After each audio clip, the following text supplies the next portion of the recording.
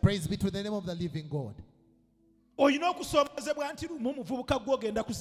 What challenge are you giving as a youth who is going to give birth? Do you still see a trouble that weddings are expensive? Is there a labor that you have that no one has ever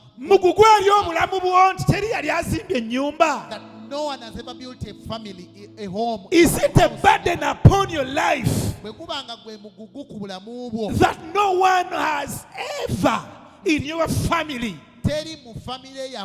properly biblically married? Does it burden you that the entire of your family is on your shoulders? Does it burden you when the landlord comes and knocks on your door every time for failing to pay rent? Does that burden you? Is it burden you that as a good man there is no inheritance you are leaving for your children?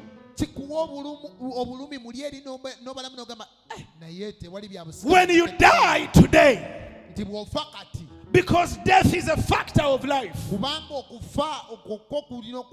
does it burden you on how your family will proceed, will continue with life even when you go away? Does it burden you? Does it burden you to be just an employee? Does it burden you to be a slave under someone else?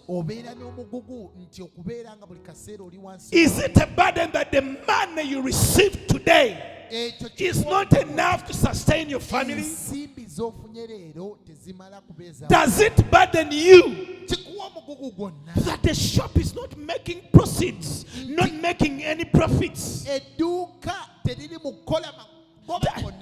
Does it burden you that even every time you need to do another lot of shopping or stocking of your shop, you need to borrow money? Does it burden you? Do the debts you have in your life burden you? If they burden you, why lazing? Why just sitting behind? What are you doing? Because the burden does not come to us that we only lament about. The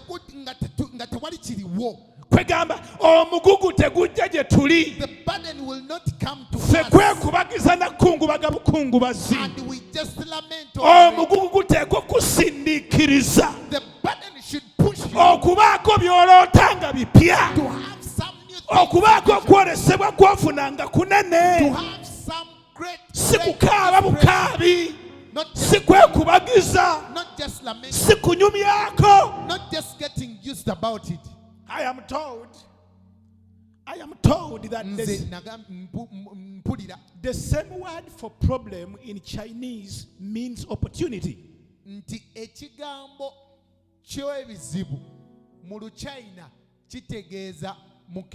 Meaning that in every problem, in every burden, in every challenge, behind it there is an opportunity.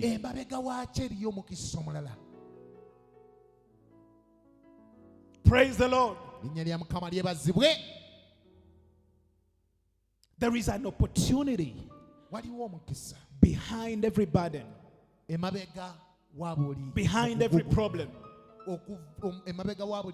behind every challenge. The reason why the children of Israel had to go through 40 years into the wilderness, it is a problem, it is a burden, it is an inconvenience, but behind it there was a character building, there was a faith building, there was hope generated. Today the Hebrew people are in every big corporation in the whole world. They are in Coca-Cola. They are in every big corporation you know about. Every big franchise you know about. There is at least an Hebrew person inside there. They have dominated the whole world. The Mossad, their intelligence secret system, is the largest in the whole world. You don't tamper with them and survive. They will get you at any time at their convenience. And for Uganda, we don't doubt that because we know what happened. In Uganda, we don't doubt that. Because we know what happened. You know what has happened in Syria, in Iran. You know what has happened in Gaza. You know what has happened in Lebanon. But that was built a long way through a challenge, through a problem. Through a desire, through a burden. What burden do you have, young man? Or you are comfortable when you eat and sleep? Everything is okay. The size of your vision. The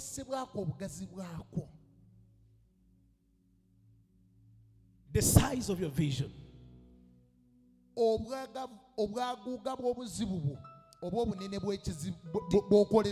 depends on the depth of your desire,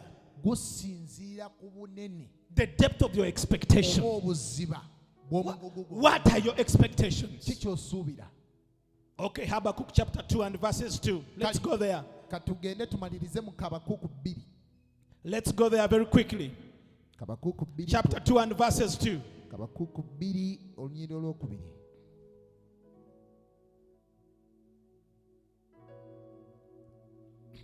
Let us begin with verses 1. Okay, because of time, verses 1 talks about a watchman and a watchtower.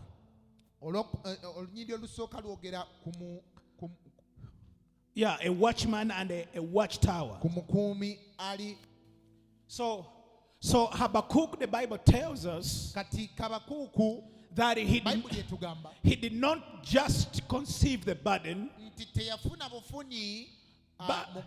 but it shows us what he did when he had the burden. My Bible says that I will stand upon my post of observation and station myself on the tower of fortress, and will watch to see what he will say within me, and what answer I will make to the perplexities of my complaints against him. What is perplexing you? The prophet tells us that what he did is that he stood upon a post, and it was a post of observation. Other Bibles say I stood as a watchman. You don't know what a watchman means. It means to take a position in the spirit, to take a position in the spiritual, to be able to see the forces that cause the things to happen the way they happen. That's what it means to be a watchman. Not someone who confines himself in the corner and just cry and just lament. But Habakkuk took a position. He took a position in prayer. He took a position in faith.